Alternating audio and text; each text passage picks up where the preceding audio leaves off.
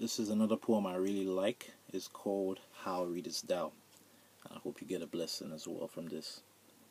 This is how it goes. It is one thing to read the Bible through, another thing to read and learn and do. Some read it with desire to learn to read, but to their subject pay but little heed.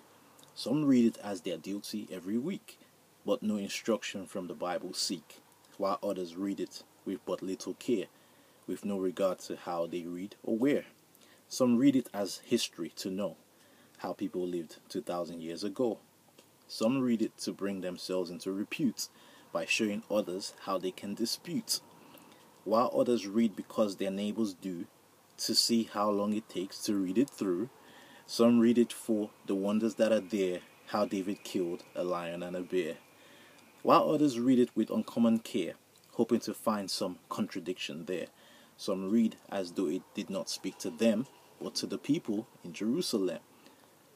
One reads it as a book of mysteries, and won't believe the very things he sees. One reads with the Father's specs upon his heads, and sees the thing just as his Father said. Some read to prove a pre-adopted creed, hence understand but little that they read. For every passage in the book they bend, to make it suit that all-important end. Some people read as I have often thought, to teach the book instead of being taught. And some there are who read it out of spite. I fear there are but few who read it right.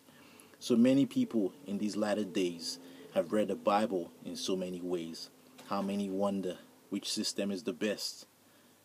For each one seems to contradict the rest. But read it prayerfully and you will see, although men contradict, God's words agree.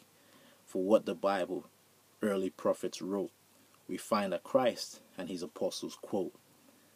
So trust no creed that trembles to recall what has been penned by one and verified by all. One thing I find, that you may find it too. The more you read, the more you find it true. But this to find, an open eye is needful, with often prayer and humble heart all heedful. The man who reads with pride or inattention will only find full causes of dissension. The man who reads with modest penetration will find the joy and comfort of salvation. Amen.